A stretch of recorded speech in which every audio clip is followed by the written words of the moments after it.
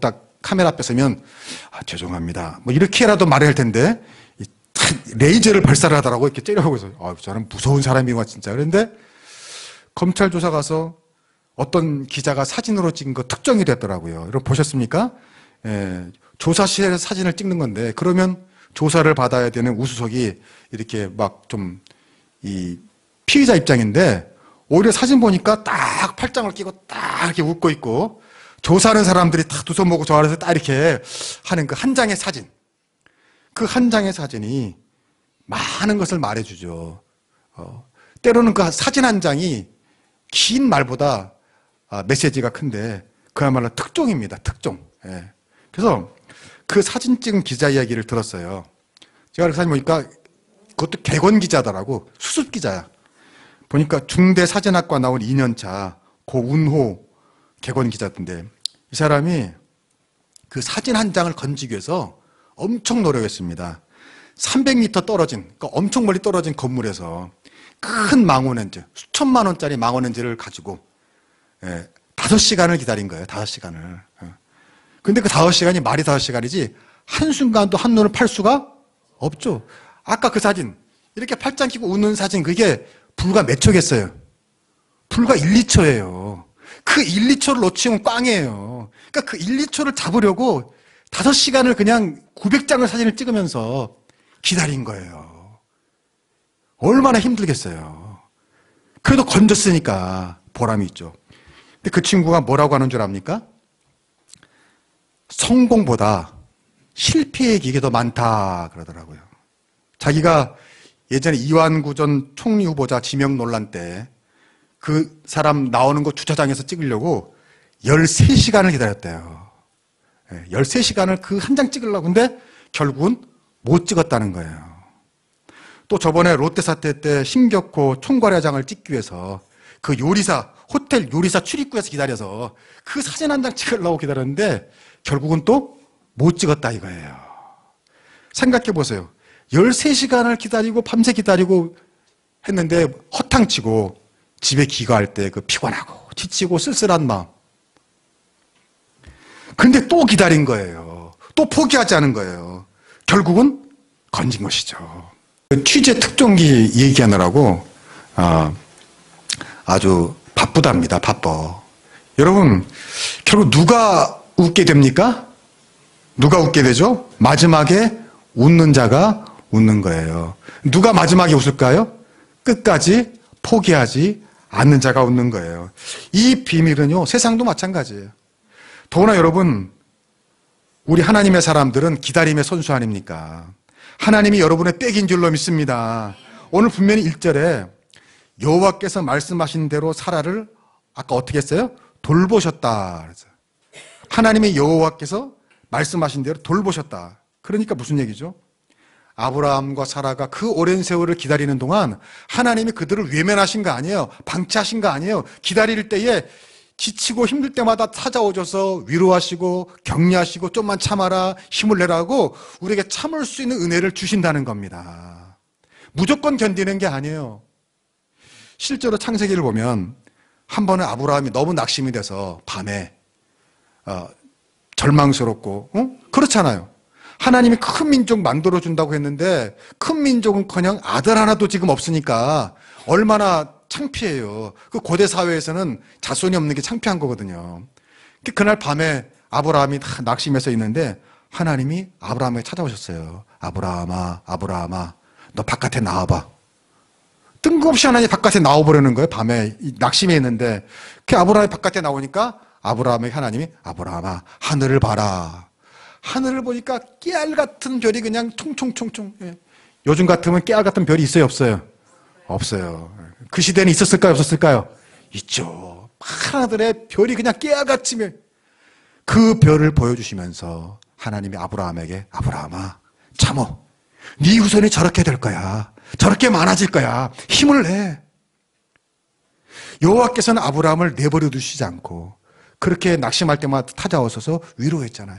결국 그 말씀이 이루어졌어요? 안 이루어졌어요?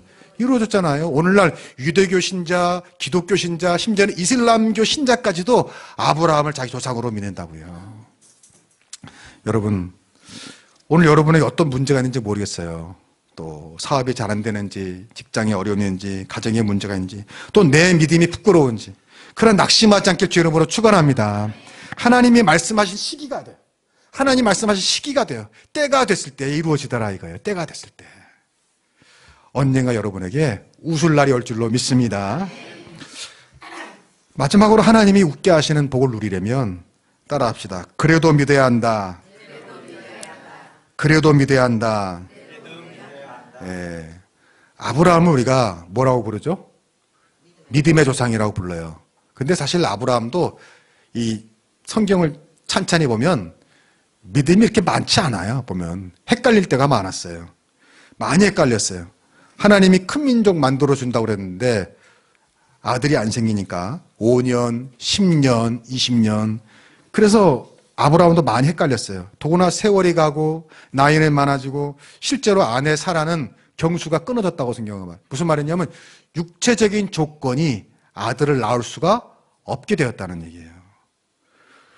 근데 그 과정 속에서 재미있는 일이 있어요.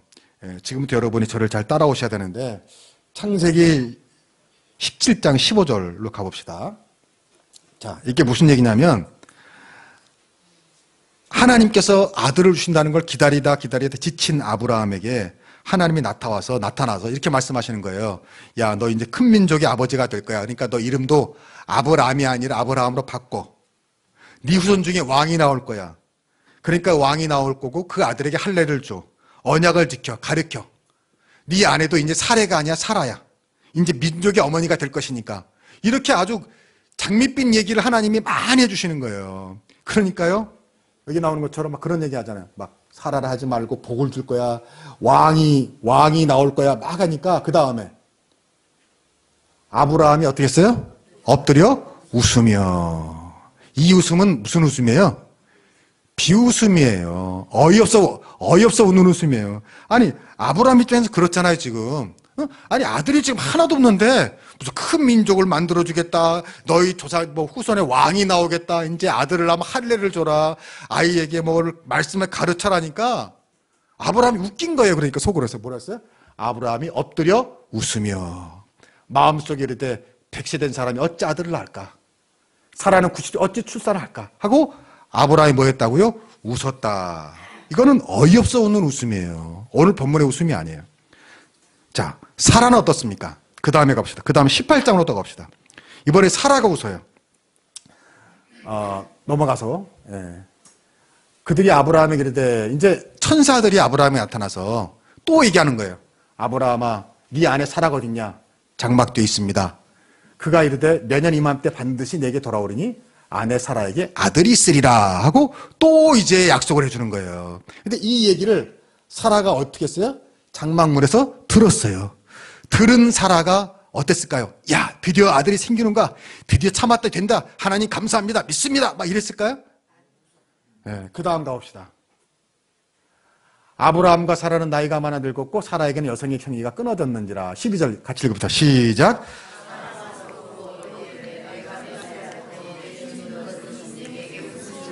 네. 자, 사라가 어떻게 했어요? 웃었어요. 아까는 누가 웃었어요? 아브라함이 웃었고, 지금 또 누가 웃었어요? 사라가. 이것도 믿음의 웃음이 아니잖아요. 어이없어 웃는 비웃음이잖아요. 근데 어떻게 웃었어요?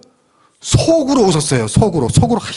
말이 되는 얘기를 해야지. 하나님도 아니 지금 남편이 100세고 나는 이제 90세다 이제 생리도 끊어졌는데 무슨 아들. 어이없었죠. 이렇게 웃는데 그 다음에 더 재밌는 건 뭐냐면 하나님이 사라가 웃는 걸 보셨어요. 그 다음으로 갑시다.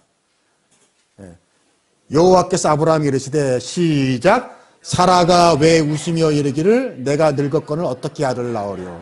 하나님이 웃는 걸 봤어요. 하나님 웃는 걸 봤어. 여호와께서 능치 못할 일이 있겠느냐. 기한이 이를 때 내가 네게로 돌아오리니 사라에게 아들이 있으리라 하고 그 다음에 사라가 어떻게 했어요? 두려워서 부인했어요. 그래서 뭐라고 합니까? 내가 웃지 아니하였나이다. 그런데 하나님이 또 뭐라고 합니까? 하나님이 이르시되 아니라 내가 웃었느니라. 이 부분이 너무 재밌는 거야. 한번 그 장면을 생각해 보세요. 하나님이 사라에게 천사를 보내서 네가 아들이 있을 거야 막 하니까 사라가 그 뒤에서 듣다가 뭐 말을 되는 소리를 해서 내가 하고 키키키 무슨 웃긴다 웃기는데 하나님 본 거야. 그러니까 사라가 이크 두려운 거야. 아이고, 하나님 보셨구나. 아, 저 안 웃었습니다. 안 웃었어요. 그랬더니 하나님 뭐라는 거야? 네가 웃었느니라 이렇게 하는 거예요. 너무 이게 재밌는 거야. 너무 재밌어. 근데 여기에 놀라운 은혜가 되는 말씀을 저는 봤어요. 뭐냐면 아브라함도 웃었어요? 안 웃었어요? 웃었어요. 사라도 웃었어요? 안 웃었어요? 웃었어요. 그 말은 뭐냐면 하나님 말씀을 100% 믿지 못했어요. 의심했어요. 그래 웃었어요. 근데 웃었지만 어떻게 웃었어요? 속으로 웃었고. 하나님이 너 웃었다 했으니까 어떻게 했어요? 안 웃었습니다. 절대 안 웃었습니다. 라고 했다는 거예요. 이게 무슨 말이죠? 아브라함과 사라가 의심이 됐지만 그래도 어떻게 한 거예요? 믿은 거예요. 할렐루야. 그래도 믿은 거예요. 하나님 웃었다니까 안 웃었어요. 아니 저 믿습니다. 또 안 믿지 않습니다. 저 믿습니다. 라고 한 거예요. 난 이게 너무너무 은혜가 된 거예요. 공감이 되는 거예요. 왜요? 우리도 여러분 하나님 말씀이 다 있는데 이 말씀을 다 믿어야 되겠지만 때로 믿을 수가 없을 때가 있다는 거예요. 의심이 될 때가 있어요. 걱정이 될 때가 있어요. 염려가 될 때가 있어요. 그러나 따라합시다. 그래도 믿어야 한다. 그래도 믿어야 한다. 아브라함과 사라가 위대한 건 그래도 믿었다는 것입니다. 그래도 믿었다는 거예요. 우리 현실이 마찬가지예요. 인간인 이상 의심이 생길 수가 있어요. 현실이 너무